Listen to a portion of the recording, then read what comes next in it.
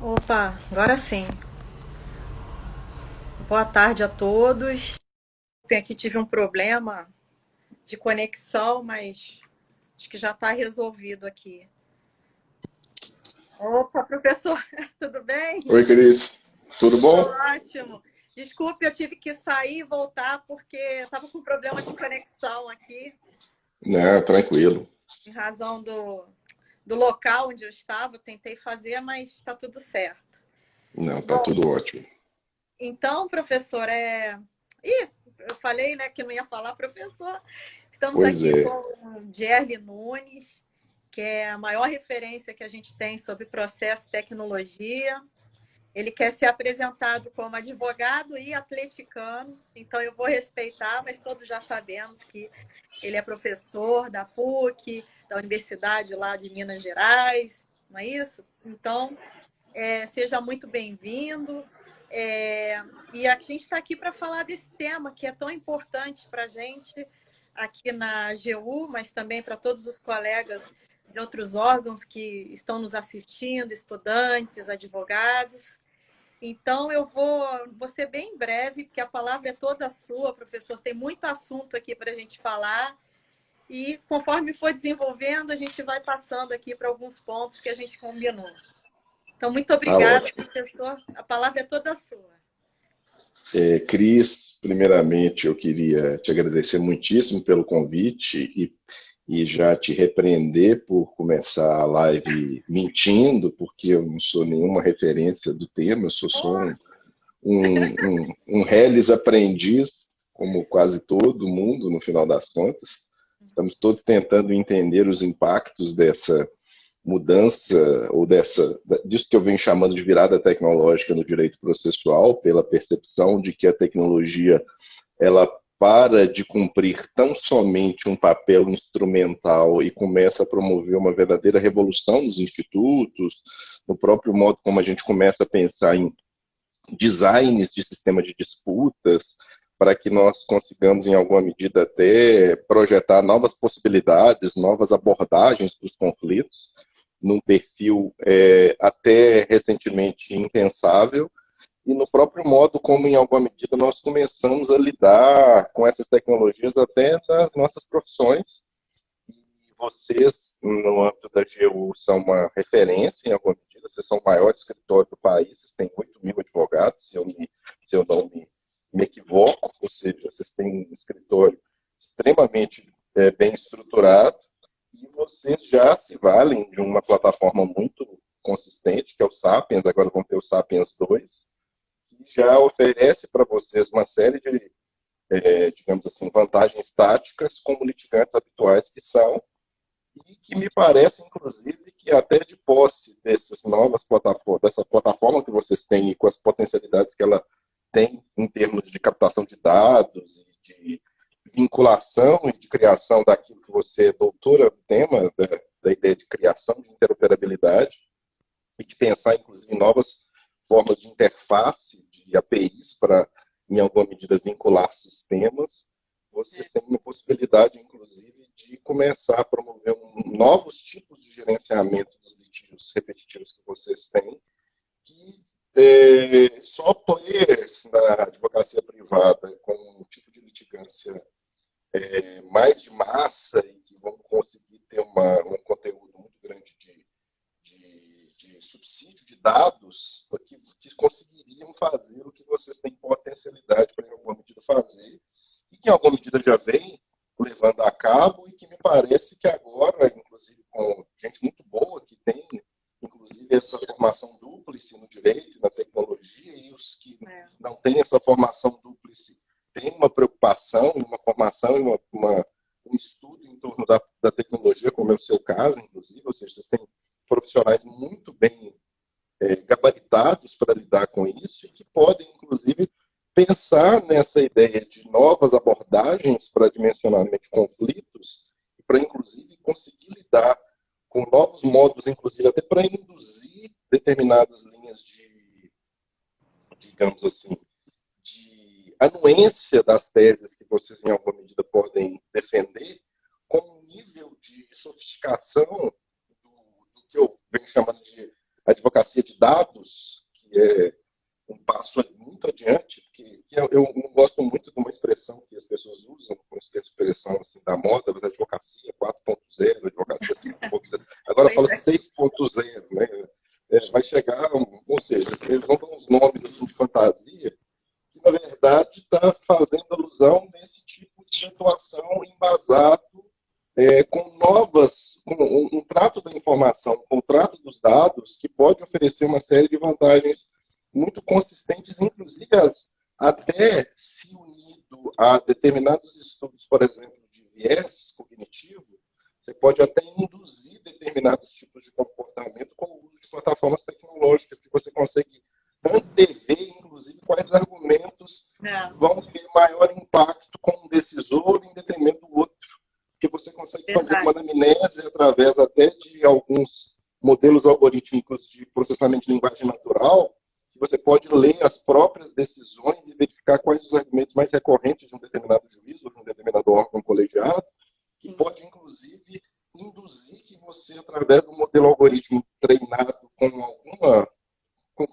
nem com tanta sofisticação assim, ele consegue, inclusive, já saber de antemão não só promover um tipo de juízo preditivo, de saber, em média, quanto que, por exemplo, um juiz vai fixar de valor de indenização, mas você pode, na verdade, dar um passo muito mais adiante de saber de antemão até qual tipo de argumento que vai promover e gerar um maior grau de impacto em termos propriamente de enviesamento cognitivo, que a gente sabe, e a gente já tem conhecimento científico e empírico para saber os impactos dos nossos próprios enviesamentos cognitivos. Se você junta isso com tecnologia, tal qual as grandes empresas de tecnologia do mundo fazem isso para vender produto para a gente, como o Facebook, o Amazon, Instagram, que na verdade ali nós somos objeto de captação de dados nas redes, nós não somos cidadãos ali, né? Nós somos uns ratinhos para captação de dados, para que a partir dos dados que eles hackeiam, eles vendem os dados para os grandes anunciantes deles, que são as empresas que vendem produtos para nós, ou seja, ali nós estamos ali no nosso filtro de bolha, ali enxergando o nosso mundo dentro dos nossos próprios limites, das nossas próprias pré-compreensões, porque o modelo das redes sociais, entre aspas, na verdade, ele não é para nos dar informação, mas ele é para gerar engajamento, para que a gente fique muito ali. E para que a gente fique muito ali, a gente tem que ver principalmente informações que nos trazem prazer. Porque o modelo algoritmo das redes sociais, como aqui no Instagram que a gente está, ele é para nos induzir o quê?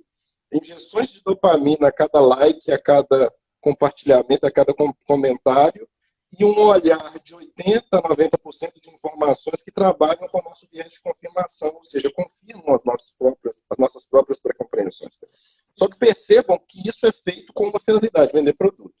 Se a gente pega esse mesmo raciocínio e um modelo algorítmico bem treinado, você pode, inclusive, a partir de dados, trabalhar os dados internos que vocês próprios têm aqui na GU e utilizá-los, inclusive, para criar determinados modelos algorítmicos que vão facilitar, inclusive, não só na proposta inaugural assim, do Sapiens 2, de fornecer um modelo de uma peça mais simples, ou de um fundamento aqui ou acolá, de uma pesquisa jurisprudencial, mesmo através de uma análise semântica, mas você pode chegar ao ponto de chegar a fazer um esquadrinhamento de sabendo qual juízo, fazer a leitura das decisões que você já tem no seu próprio banco de dados, ver os fundamentos que para aquele juiz são mais recorrentes para a obtenção, inclusive, do acatamento, do rechaço de uma determinada linha de defesa, e o próprio modelo algoritmo pode te facilitar na própria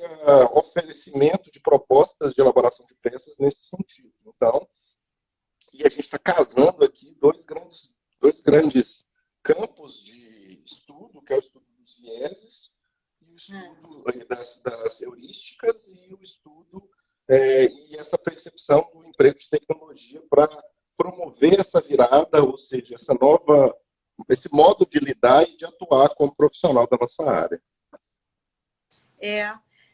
Professor, você tem várias abordagens que são muito interessantes. A sua fala agora me lembrou aquele seriado, muita gente deve ver, o Black Mirror, que a gente vê ali uma realidade, enfim, no futuro, uma coisa assim, que não está tão distante da nossa realidade. Não, na verdade, vários dos episódios do Black Mirror é a nossa realidade, as pessoas só não enxergam.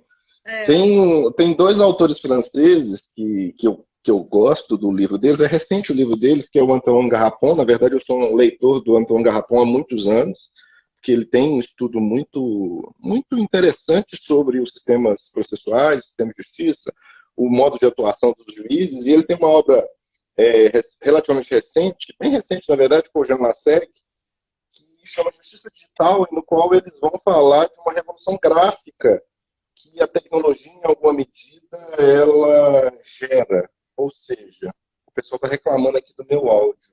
Me dê um retorno aí para ver se está bom, se está ruim. Você está me ouvindo bem, Cris? eu tô ouvindo, mas eu entendo. Acho que está um pouquinho picotado. Mas Tá, pouca coisa. Eu estou conseguindo entender. mas o pessoal está conseguindo me entender? Dá um joinha aí, Pessoal pessoal, dá que está aí na live aí, para a gente saber é, se está tudo certinho. Porque esse aqui é uma demonstração de que a tecnologia ela tem os seus senões. Aí estão falando que tá tá ruim. ruim, Falhou, mas mas melhorou. melhorou. Ai, a Fernanda, a Priscila, Ah, a gente. Fernanda, Olha professora quem tá aí. Fernanda. Juliano. Opa! Aí a Cissa me orientando. Ó, a gente está muito Então, prestigiado, viu? muito prestigiado, até porque é um horário inglório que a gente está aqui falando, né? Eu saí de uma reunião e entrei aqui direto correndo E já vai para né? aula. E depois eu dou aula na Federal, então tá uma correria. Mas ótimo, então voltou, e se piorar, vocês avisem aí nos comentários que a gente vê o que a gente faz. Mas continuando então, nós precisamos então perceber que para um litigante habitual, para um repeat player, como vocês são, a quantidade de dados que vocês têm, podendo parametrizá-los, vocês têm o que é o sonho dourado das grandes legal techs. Qual seja, ter acesso ao banco de dados dos tribunais, para que, inclusive, tem uma defesa que é altamente discutível, se é bom ou ruim, mas que há um entendimento, pelo menos na literatura, que seria positivo a gente trabalhar com Open Data no que tange às informações dos tribunais, para que a gente tivesse acesso ao conjunto de dados, o corpus das decisões, para que houvesse uma possibilidade, inclusive, da gente saber com maior clareza como os tribunais julgam, etc, etc. Só que esse é um movimento que os nossos tribunais, na atualidade, eles têm muita dificuldade. As pessoas, em geral, têm muita dificuldade em ter acesso ao conteúdo geral das decisões. Tem tecnologia que extrai isso, o pessoal chama isso de modo muito carinhoso de robô chupa-cabra, que você invade a estrutura do tribunal e consegue ter acesso a muitas informações, às decisões, para fazer com as decisões, com esses dados, muitas coisas. Mas no caso específico da AGU, vocês nem precisam disso, porque vocês já têm essas decisões todas acessíveis de muitos anos. Sim. Então, vocês conseguiriam, com o emprego de determinados modelos, algoritmos de IA, até relativamente singelos, se bem treinados, desde o design inaugural, conseguir um nível de tratamento dessas informações para saber com alguma clareza como que os tribunais julgam, e talvez com um nível de precisão, de acurácia, que pode chegar a saber até como cada juiz decide. Entendeu? Que permitiria a vocês um nível de tratamento em termos de juízo preditivo que poderia ser assim, impactante em termos de performance. Porque aí você trabalharia com um tipo de informação, porque, perceba, o trabalho seria um trabalho até muito mais sofisticado. Porque, no final das contas, você já sabendo, por exemplo, que tem um determinado juiz, que tem uma linha de pensamento que é contrária ao que vocês, em alguma medida, defendem, você poderia, inclusive, usar do seu ônus argumentativo processual para, inclusive, demovê-lo daquele próprio posicionamento, porque você já sabe de antemão como que aquela pessoa, em alguma medida, pensa. Olha que coisa coisa sensacional, que é o é. sonho dourado da advocacia. E Oh, sempre foi, mas a gente sempre teve uma dificuldade óbvia de ter esse tipo de informação, porque a gente não consegue saber com muita clareza como que os juízes pensam, porque a gente não tem acesso a todo o conjunto das decisões que eles proferem. E isso aí até vocês, parece com aquele aplicativo, o Crystal. Mas imagina um Crystal só jurídico, né? Que você o consegue Cristo mapear só jurídico. o pensamento É, do juiz, do desembargador, você sabe até qual é a abordagem. Interessante isso. exatamente. E você consegue, então, criar um nível de padronização que permite um grau de, digamos assim, antevisão propriamente dita, que pode ofertar para vocês um tipo de abordagem muito, muito interessante. Então, perceba, vocês estão em qual etapa dentro da AGU? Vocês estão na segunda etapa, vocês estão até à frente da grande maioria dos advogados do país. A grande maioria dos advogados do país está na etapa da virtualização. As pessoas estão começando a entender, empregar legal design, Jolol, as pessoas estão sabendo usar hiperoralidade, estão aprendendo a lidar com videoconferências, fazer despachos Então, professor, por aproveitando o gancho, distanciamento. você Pois poderia, não. por favor, porque nem todo mundo está familiarizado com esses conceitos, você poderia, então, falar um pouco mais sobre esse conceito que você desenvolve da hiperoralidade? Bem interessante. Porque, na verdade, é o seguinte, há uma percepção, há muito, de que o contato via tela, que é o que a gente está tendo agora, que é o contato não presencial, ele gera uma perda da capacidade de convencimento, daquilo que um autor igual ao Byung-Chul Han chama de pluridimensionalidade da presença. É a perda de olhar, que ele até faz essa alusão. Ou seja, a gente perde um pouco da capacidade que, estando diante das pessoas, presencialmente, a gente gera. Isso tem um aspecto problemático e um aspecto positivo. Um aspecto positivo é que você reduz as possibilidades, inclusive, de enviesar o oponente, ou enviesar o interlocutor, melhor falando. Ou Sim. seja, você está perdendo uma série de ferramentas que você tem quando você está presente à pessoa. Pode ser aspectos positivos ou negativos da sua própria aparência física, que gera viés de estereótipo, do modo como você está vestido. Isso tudo impacta as pessoas. Porque as pessoas se julgam porque as pessoas são enviesadas, apesar de não saberem. Tem estudos sobre isso muito sérios desde a década de 1970 e, felizmente, isso agora chegou no direito. Eu mesmo tenho uma obra sobre o tema, mas felizmente, já tem muita gente estudando o tema dos vieses cognitivos e das heurísticas. Isso, para nós, no campo do direito, é muito relevante. Só que, quando a gente começa a fazer uma interação via tela, você tem uma perda, ou seja, você perde a possibilidade de estar, que pode ter um aspecto positivo de você diminuir as chances de enviesamento, mas você perde a capacidade de convencimento. E aí, o que alguns profissionais já faziam antes da pandemia e alguns começaram a fazer durante a pandemia e isso tornou essencial. Qual seja, você usar a oralidade que te fornecida, a oportunidade, que é para você fazer, por exemplo, sustentação oral, para poder despachar com o juiz, desembargador, ministro, você utilizar essa opção de oralidade por hiperlink, que eu chamo de hiperoralidade, para você usar de outros expedientes para poder gerar convencimento. E é nesse ponto que entra o grande guarda-chuva das técnicas de legal design. O que é legal design? É uma interação entre o direito, a tecnologia e o design. O design entendido como uma ciência que busca funcionalidade na forma de apresentação dos elementos gráficos. Isso quer dizer o quê? Design não é tornar as suas petições bonitas ou fazer que você, fazendo uma sustentação oral, você vai fazendo projeções e elas vão, em alguma medida, fazer com que aquilo fique bonitinho. Não é isso. Design é funcionalidade. É você pegar elementos gráficos. Então, por exemplo, você parar de trabalhar tão somente com o texto escrito, que nós do direito costumeiramente utilizamos, e nós começamos a trabalhar com outros elementos gráficos.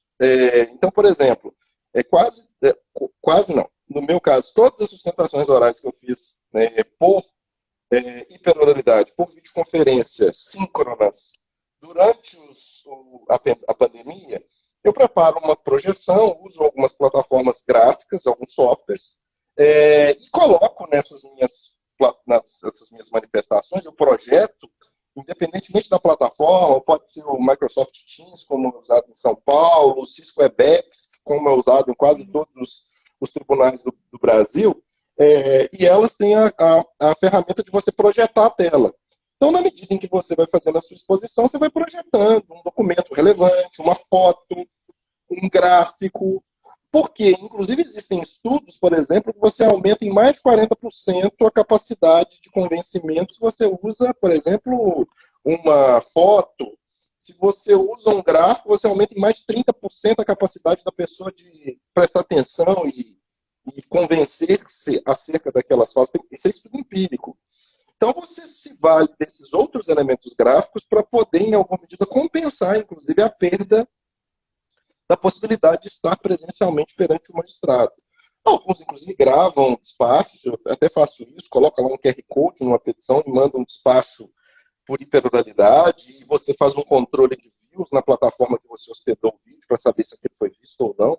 E, na minha experiência, quase todos os vídeos, só teve um vídeo que eu fiz que não foi efetivamente analisado por ninguém, ou seja, chegou lá e ninguém olhou, mas como eu fiz muitos, então eu coloco até como um dado irrelevante dentro da situação, porque vem tornando-se uma ferramenta muito funcional, que é exatamente a percepção muito óbvia. Percebam, meus caros, que, por exemplo, no jornalismo, a estrutura gráfica de um jornal mudou muito ao longo das décadas. E o nosso modo na área do direito de escrever petições praticamente não mudou nada. Tem pessoas ainda que fazem petições do mesmo modo. E isso, obviamente, induz o que é uma perda de possibilidades que você pode se valer delas para poder, inclusive, otimizar o modo de apresentar essas informações nas quais você pode, em grande medida, utilizar-se dessas novas técnicas. Mas o que eu dizia, que só para terminar o raciocínio, quando você me perguntou, a grande maioria dos advogados estão na fase de virtualização, que inclusive comporta essa ideia do legal design. Vocês já estão na segunda etapa, vocês estão na etapa de automação. Então, vocês estão pegando atividades repetitivas, vínculos a plataformas diferentes para vocês buscarem, por exemplo, documentação, fazer prova. E vocês estão a um passo de partir para a terceira etapa, que é a etapa efetivamente de transformação.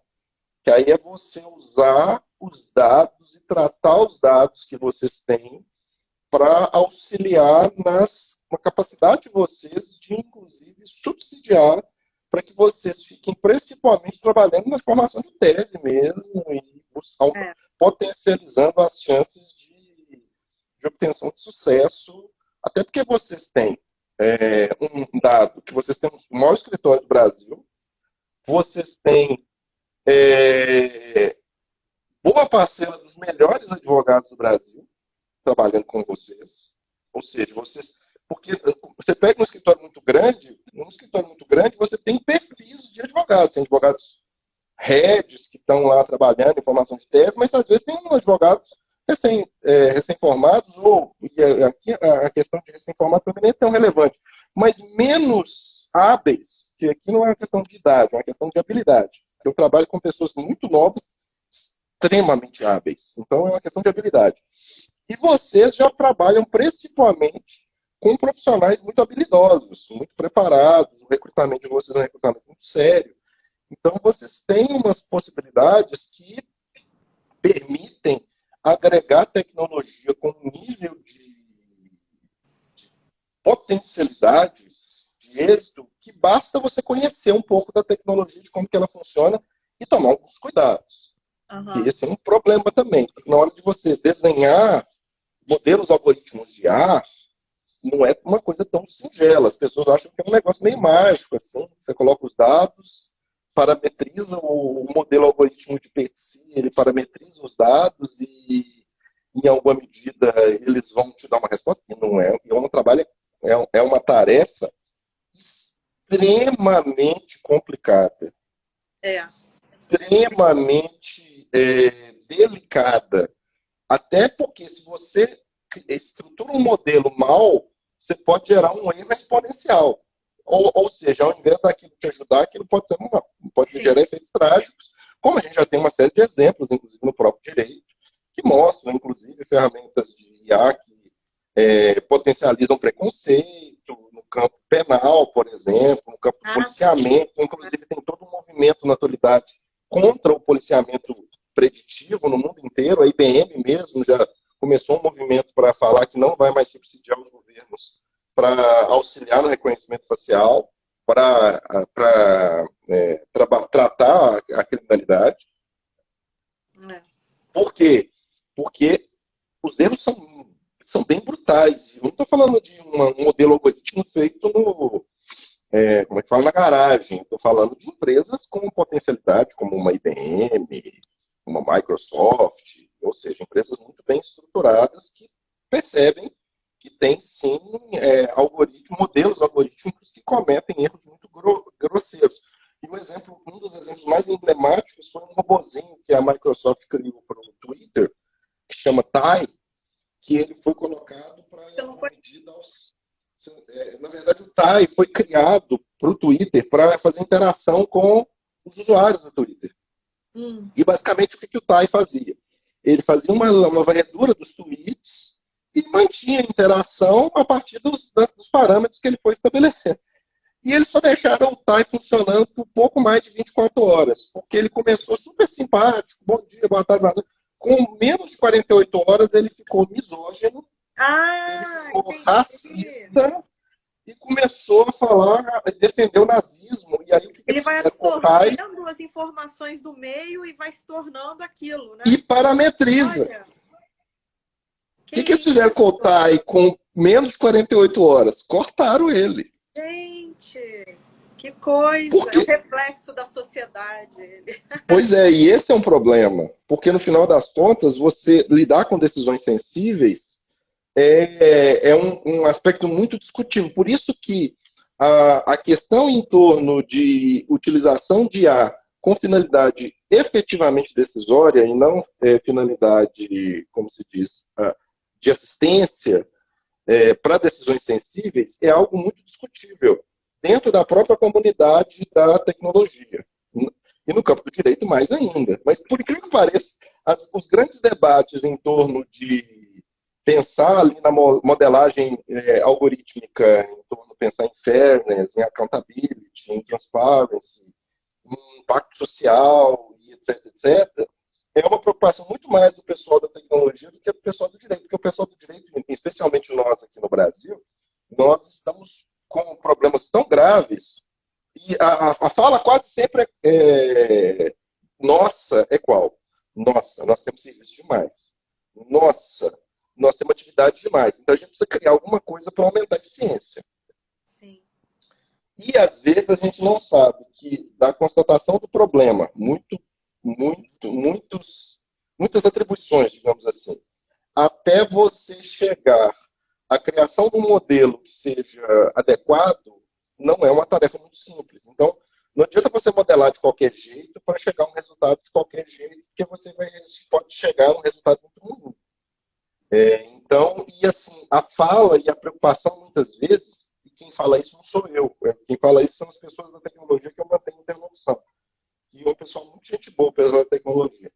Que eles costumam dizer assim, que parece que quando as pessoas da nossa área estão dizendo, eles estão lidando com a criação desses modelos de IA como se estivesse lidando com outras áreas. E explico. Uma coisa é você usar IA para auxiliar, por exemplo, numa colheita agrícola. E você criar um modelo com problema. Então, o modelo lá, ele dá um erro, ele vai para um lado, vai para o outro. Qual que é o prejuízo disso? O prejuízo é que pode cometer um erro ali e cortar uma coisa que não devia. Beleza. Mas ele falou assim, esse modelo de IA é um modelo que você pode colocar em etapas, digamos assim, provisórias e ir corrigindo. Isso tranquilo.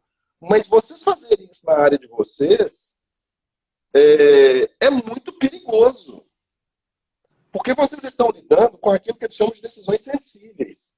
E se vocês modelam uma IA equivocadamente, o erro pode ser exponencial, como já aconteceu de IAs que são utilizados em alguns sistemas estrangeiros para, por exemplo, análise de risco no campo do processo penal, e que são preconceituosas com negros, com latinos, e isso é demonstrado empiricamente, porque eles em alguma medida, foram muito rápidos para lidar com isso. Então, perceba, o que eu estou dizendo não é que esses modelos não devam ser pensados até para decisões sensíveis num papel auxiliar, mas que eu preciso fazer isso com parcimônia e não simplesmente pensar em resolver os nossos problemas urgentes, que são realmente urgentes em termos de visibilidade, de viabilidade, de eficiência. Agora, o modo como, por exemplo, a AGU está estabelecendo, por exemplo, o Sapiens, me parece um modo inteligente. Vocês estão pensando em automatizar o que é automatizável. Então, tem algumas coisas que, em alguma medida, são passíveis de serem retiradas do ser humano. Tarefa repetitiva aqui é chatíssima. Você sair de uma plataforma e ir para outra plataforma pegar, sei lá, um documento. Isso é um negócio chato e que gasta tempo, e tempo muito relevante de um profissional super bem gabaritado, como são todos vocês da AGU. Então, isso deve ser automatizado? Deve. Vocês estão corretíssimos. Então, você cumprir as etapas de automação me parece algo importante. Agora, o que me preocupa é a gente não ir para a próxima etapa da transformação sem estar preparado para ela. E, às vezes, de afogadilho, sem ter preocupações, inclusive, que esse tipo de tecnologia é uma tecnologia super legal, mas super perigosa se você modela errado. É verdade. Entendeu? Então, a ideia de que tem uns pesquisadores do MIT, de Harvard, que eles chamam de design a partir do ser humano, que eu acho que é uma coisa legal. Ou seja, você está pensando em um tipo de tecnologia que ela não pode aumentar preconceito, ela não pode aumentar a desigualdade social, ela não pode aumentar os abismos que já vão acontecer na nossa própria profissão. Então, por exemplo, vocês já vão estar um patamar muito acima da grande maioria dos opositores da AGU. Só com o Sapiens. Vocês já estão. Por quê? Porque vocês conseguem, em alguma medida, lidar com a estrutura do procedimento de um modo muito mais hábil, porque a própria plataforma, especialmente com o Sapiens 2, ela vai começar a sugerir petição, movimentação, então ela em alguma medida vai te ajudar, e você, por óbvio, não vai ficar essa questão da paridade de armas, né, que você está falando, né? Vai influenciar. Né? Mas na verdade a paridade de armas, como o Galanter... Como o próprio Galanter fala desde a década de 70, isso isso sempre vai haver uma disparidade. Sempre vai ter, isso é verdade.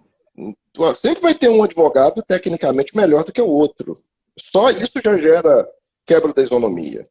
Mas como então, você falou bem, Gerli, a diferença que eu sinto na AGU, que você está falando, vocês estão mais avançados, pelo que eu senti internamente, é que a gente teve uma felicidade de ter colegas que eram especializados em tecnologia, que passaram no concurso, entraram nos quadros lá da AGU e começaram a pensar aquilo, é um diferencial que ninguém tinha, né? Até então. Eu já estou acompanhando esse trabalho, por exemplo, em outras procuradorias, eles também estão começando a tirar o atraso, porque eles também já identificaram colegas advogados públicos que dominam, são programadores. Então, isso aí é a maior felicidade para qualquer instituição. E nós temos dois colegas, todo mundo até brinca, né? Que é como se fosse o Steve Jobs e o Bill Gates, né? Da AGU, né? O Mauro Baioneta e o Eduardo Lang, que foram os criadores, os pais aí do Sapiens. E muita gente boa que dá seguimento a esse trabalho. E já fazendo um gancho aqui, pelo tempo, porque tempo aqui é uma coisa complicada, né? Instagram, daqui a pouco baixa aqui e a gente cai. Aí, é só para fazer um link já do que você comentou aí, professor. Desculpa, professor, mas é meu hábito, não adianta.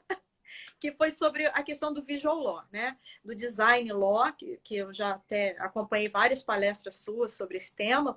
E essa facilidade que a gente tem que ter, talvez desenvolvendo, não sei se isso aí faria parte já do terceiro momento de desenvolvimento, né? Depois da automação, você já passar a trabalhar mais com dados, com informações, com formas de comunicação com o juiz. E aí entra essa parte do visual law, inclusive a Fernanda, que está aqui acompanhando a gente, ela só uma parte aqui, né? Avisar para todo mundo que está assistindo, o professor Dierle, todo mundo já deve saber, mas o professor Dierle tem um canal muito bom no YouTube, assim como também, né, aquele seu Linktree, é Linktree o nome? Que tem várias informações muito boas, eu sigo lá, eu estou sempre me atualizando, o professor Dierle tem uma capacidade absurda de estar sempre trazendo uma informação nova. Por isso que eu falo, para mim é a referência assim, de processo de tecnologia, viu, professor? Depois que eu passei a te acompanhar, a te seguir, é extremamente útil, e tem até um curso lá que ela está falando de visual law. E aproveitando esse gancho, a nossa líder, né, do projeto, um dos líderes do projeto está aqui nos assistindo, que é também a professora Alexandra Amaral, que é desse grupo de visual law. Eu acho muito interessante você também conversar com a gente, com a sua experiência, já que você já é um advogado que já trabalha com esses recursos. Como é que a gente faz para introduzir essas novas ideias sem ter uma resistência do Poder Judiciário, que é muito tradicional, né? Na verdade, a sua pergunta é muito, muito bem-vinda, porque, como eu disse, as pessoas acreditam que legal design é fazer as petições ficarem bonitinhas. E não é isso. Isso. Como eu já fiz alusão, o objetivo é torná-las funcionais. É pensar o seguinte, um dos grandes desafios que nós sempre tivemos como advogados públicos ou privados é de fazer com que o juiz leve em consideração o que a gente está dizendo num sistema que tem 80 milhões de processos e cada juiz tem milhares de processos sob sua responsabilidade, de milhares de laudas cada um deles. E que é mais difícil, inclusive, de ser analisado num processo eletrônico, que você não tem aquela possibilidade tal qual de um suporte em papel, que pelo menos é mais difícil de ser manuseado, apesar de todas as facilidades que as plataformas vão gerando para nós. Só que temos um problema, qual? Que é o problema, que é um problema também ligado a viés. Qual? Ou seja, o ser humano, o ser humano, ele tem um problema com tudo que é muito novo. Ou seja, o ser humano, ele é neofóbico. Ou seja, ele tem ojeriza de tudo que é muito novo. Então, basta vocês pensarem a dificuldade que às vezes as pessoas têm de encarar uma determinada arte de um determinado jeito, que às vezes isso não é arte. Isso é um negócio muito esquisito. Ou eu não gosto dessa música. Essa música é um negócio muito, muito diferente e causa incômodo, porque o cérebro é neofóbico. Isso existem estudos nesse sentido. Então, o que eu sempre falo quando eu vou tratar do tema do legal design e do visual law? Todas as vezes, em alguma medida, eu estabeleço... todas as vezes, eu vou ter uma participação aqui extremamente relevante aqui, ó. Mais do que especial, olha, que coisinha linda. Aí, todas as vezes que eu falo... Olha lá, Biel, tá todo mundo te vendo. Todas as vezes que eu falo sobre essa questão, eu digo que, nesse sentido, o que você tem que claramente estabelecer? Todas as vezes que você vai fazer uma petição ou vai fazer uma projeção para fazer uma sustentação por hiperoralidade, o que você sempre precisa preocupar? Se o cérebro é neofóbico e ele vai ter dificuldade de trabalhar com coisas muito diferentes, essas petições que muitas vezes são apresentadas, que o advogado torna a petição quase uma revista, isso gera rechaço no juiz. Então, o que você precisa efetivamente fazer é usar uma petição com uma abordagem tradicional, com um momento assim, que é aquilo que chama a atenção em torno do modo como aquela informação está apresentada. Então, você colocar um infográfico, você colocar uma foto, você colocar um design, um desenho no qual você explica, às vezes, uma perícia complexa. Sim. Tudo isso é hábil a você ampliar e, às vezes, você pegar petições mais estruturadas que você faz, às vezes de dezenas de laudas, e transformar essa informação para você conversar com o juiz, às vezes, num memorial que, às vezes, tem uma lauda, duas laudas. Você coloca uma linha do tempo com todas as informações ali postas, de modo que, às vezes, você apresenta até uma petição de modo tradicional e uma outra em Visual Law para apresentar uma informação. E você conversa com o juiz, explicando, inclusive, aquela petição mais objetiva, e você quase sempre faz com que o juiz preste muito mais atenção e leve em consideração aquele tipo de argumentação. Então, o que você precisa perceber? Se um juiz tem tão pouco tempo para analisar cada questão, e você vai conversar com ele e leva um memorial super objetivo, automaticamente você cria uma possibilidade de, em alguma medida, adaptar o quê? Aí, você pegar uma... olha que coisa mais design aqui. Fofo, assim. Pois é, o pessoal não deve estar nem prestando atenção a mim, eu mesmo não prestaria. O pessoal está falando aqui, acabou a concentração, só dá...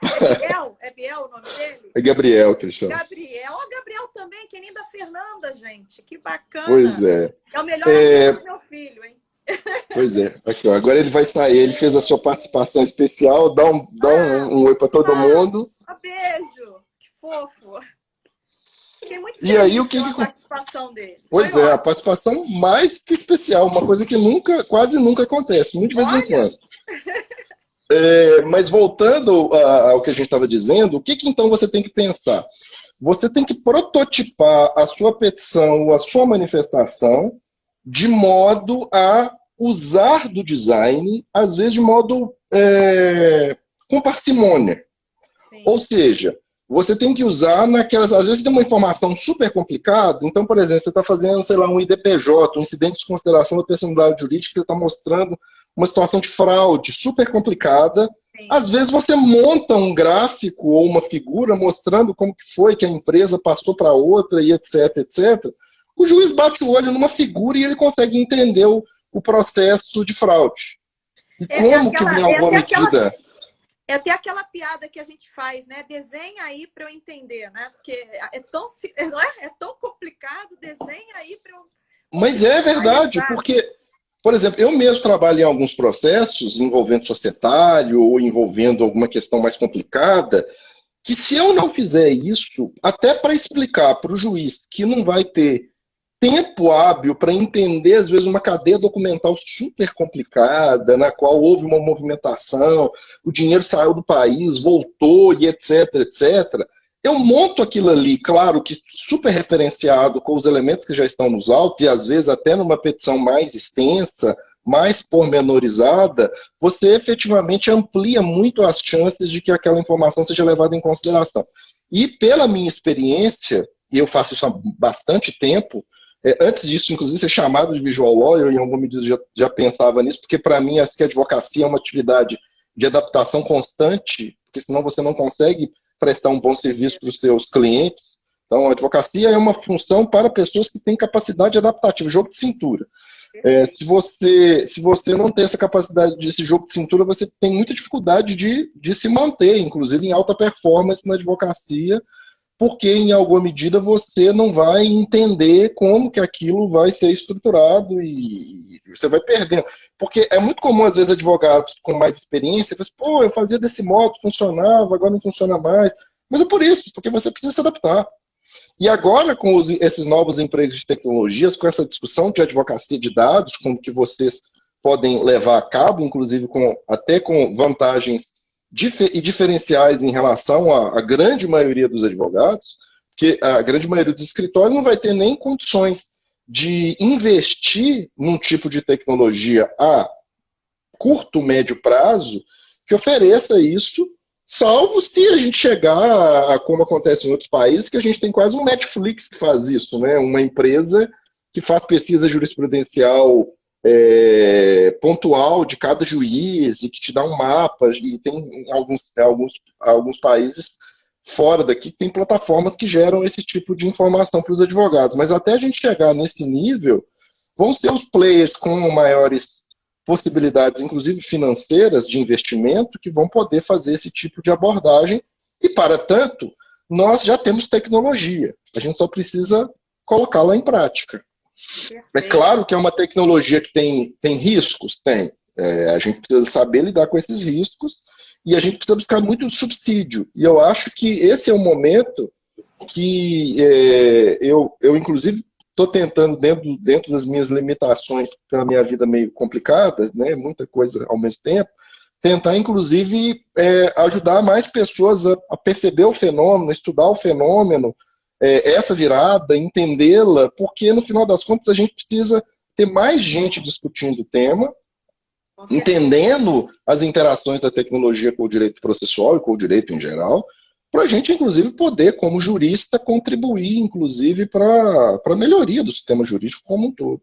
Certeza. Inclusive, vendo, né, a sua fala, eu me lembrei de outra coisa, que dentro desse projeto aí do Visualó, a gente nota, porque a gente está vendo vários exemplos para trabalhar os nossos modelos, até do surgimento do que a gente pode chamar de abiojoló, né? Pessoal que abusa tanto dos recursos visuais que o efeito é justamente o contrário do negativo. Pretendido. Você polui muito uma petição, deixa ela muito colorida. Mas é por isso. Mas é por isso. A pessoa acha que fazendo uma coisa super nova vai resolver. Não vai. Não é isso. Pelo contrário, vai gerar no leitor, no interlocutor privilegiado nosso, que é o juiz, estranhamento. Ele vai bater o olho e dizer, nossa, que isso? O advogado está achando que isso aqui é o quê?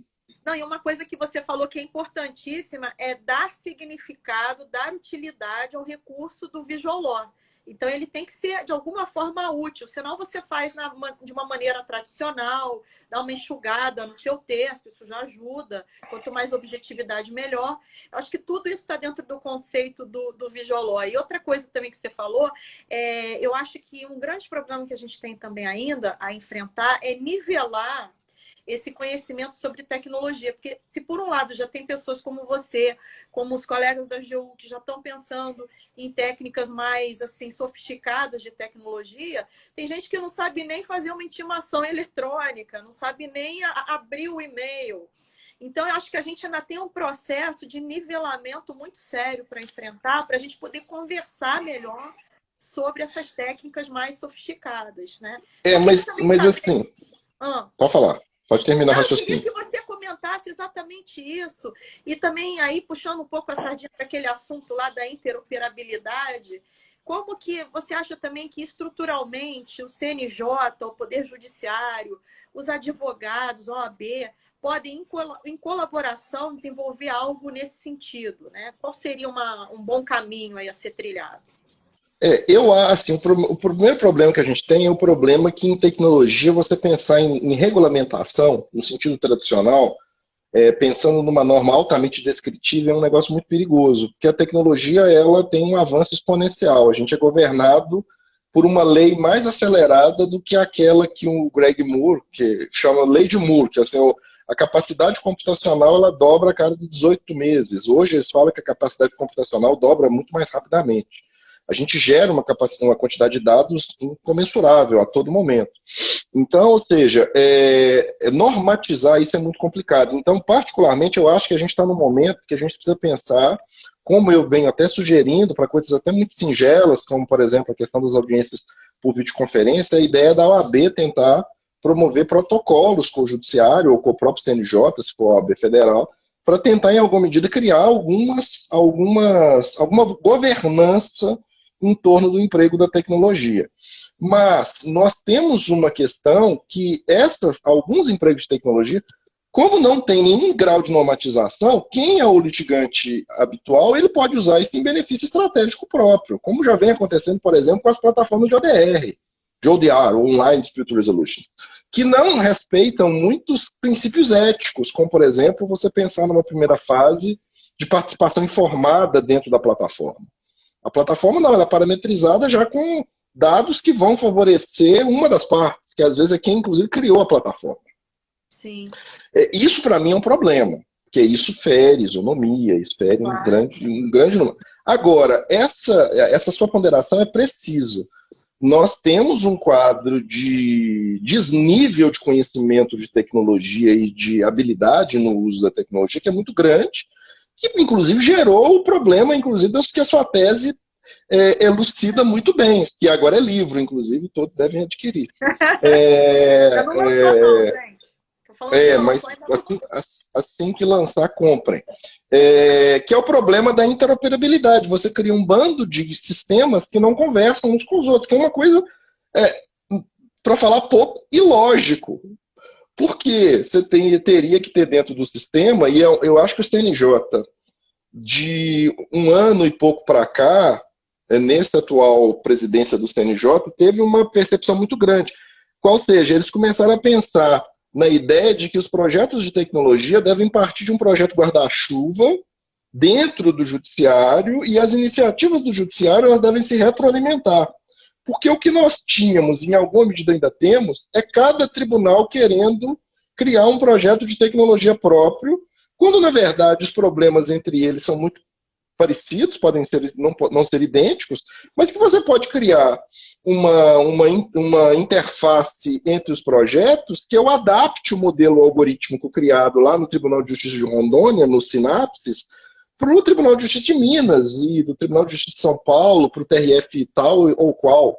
Ou seja, essa ideia de cada um querer inventar a roda é um problema sério em termos de tecnologia. Então, eu acho que dentro do judiciário, a própria ideia de se pensar no PJE como uma plataforma, apesar dela não ser melhor, e tem outras superiores, você conhece disso melhor do que qualquer pessoa, Plataforma. Já é um começo, ou seja, a gente tem que tentar pensar em modos próprios de estruturar efetivamente esses projetos, ou seja, de modo que um projeto que é desenvolvido num tribunal, igual lá o projeto Elis lá do Tribunal de Justiça de Pernambuco, que está trabalhando em execuções fiscais. Ele deveria se unir com o POTI do TJRM, com o POC do Tribunal de Justiça do Rio, para tentar criar um modelo, uma estrutura que trabalhe para as execuções fiscais no Brasil inteiro com os mesmos pressupostos e com a mesma, como é que fala? A mesma capacidade algorítmica, digamos assim. E não cada um ficar criando um modelo e, no meu tribunal eu tenho um modelo sensacional só para a pessoa falar que esse modelo é meu. Isso Inclusive, eu falo sobre... minha expressão é Torre de Babel tecnológica, né? A gente tem cada... Exatamente. Né? Ninguém se conversa. Professor, mas eu acho que... a gente só tem rapidinho, 5 minutinhos para caminhar para o final, para a gente não ser cortado aqui. Eu acho muito importante para o pessoal que está aqui nos assistindo, que tem interesse em tecnologia, que você, por favor, falasse do evento que vocês estão organizando sobre direito e tecnologia. Gostaria que você falasse também sobre esse evento, que eu acho que é importantíssimo. Um dos palestrantes acabou de entrar aqui, o professor Flávio Pedron. Então, pode falar, professor, também, e fazer a finalização. Já se despede, que eu estou com medo da gente cair aqui já. Tá. Então, obrigado. Dia 19 e 20 da semana que vem, vai ter um evento cuja inscrição vocês podem fazer na bio do meu Instagram, tá lá o link. É um evento gratuito. Vão participar muitos estudiosos do tema, inclusive vinculados na atualidade aos tribunais superiores, ao STJ, ao CNJ, ao Supremo Tribunal Federal. Vão falar o ministro Nefi, o ministro Cueva, vão ser expositores, mas assim, vai ter gente muito, muito preparada, que estuda esse tema com muita proficiência, e é um evento gratuito e à disposição de todos. Então assistam lá, façam inscrição. Eu vou transmitir pelo meu canal do YouTube, também se quiser já escrevam, vai ser um prazer manter essa interlocução, porque meu objetivo e a minha tarefa agora o que eu venho tentando fazer dentro, obviamente, das minhas limitações cognitivas e de conhecimento. Eu não sei quase nada do tema, eu estou tentando aprender, eu sou só um curioso, Mas o que eu tenho tentado, dentro dos meus limites cognitivos, é exatamente tentar encontrar novos interlocutores e novas pessoas para tentar pensar nesse novo design de sistema de disputas para um sistema como o brasileiro tão problemático, da melhor forma possível, de modo que a gente consiga conciliar a ideia de um processo democrático, do respeito ao modelo constitucional de processo, com o propósito de eficiência que todo mundo também almeja. E eu queria só deixar aqui meu agradecimento enorme, falar que eu tenho uma admiração muito grande pela Cris. A Cris é genial e é uma felicidade poder aqui conversar aqui com vocês todos. E deixo aqui meu abraço e meus canais aí, eu estou em todos os canais aí. Eu não estou no TikTok nem no Tinder, mas nos outros me encontram lá, que eu estou lá para conversar com vocês. Vai ser um prazer. Isso aí, não, olha, eu não tenho como agradecer, viu? Foi uma ótima conversa, aprendi muito, estou cheia de anotação aqui, ó, de verdade, cheia de anotação já para os meus estudos. Professor, realmente você é a grande referência de processo de tecnologia. Recomendo muito que todos se inscrevam nesse evento do dia 19 e dia 20, vai ser muito esclarecedor. Eu vi, só tem grandes palestrantes, está muito bom o evento. Assim como também vamos ter um evento aqui do ABD Pro, né, também sobre os 5 anos do CPC. Vai ser um pouquinho mais adiante, dia 27 de agosto, né, por aí. Inclusive a Fernanda, que está aqui com a gente, vai estar junto com o Mazola, que entrou também aqui. O Mazola entrou aqui, abraço, Mazola. O Mazola entrou aqui também, eles vão estar aqui no painel de processo e tecnologia com a Paloma Saldanha e a Rosalina Freitas. Então tá. A Rosalina é craque. Todos craques. Todos craques. Todos craques, então super recomendado. E é isso, né, professor? Obrigada demais por compartilhar conosco o seu conhecimento, é muito importante para os colegas da AGU. E é isso, espero que em breve a gente se veja novamente em outro evento, em outra conversa, que seja. Vai ser um prazer. Deixa um abraço aqui para todos. Um abraço, então. Então, até breve, um bom descanso e boa aula, professor. Obrigado. Tchau, tchau, gente. Tchau. Tudo de bom.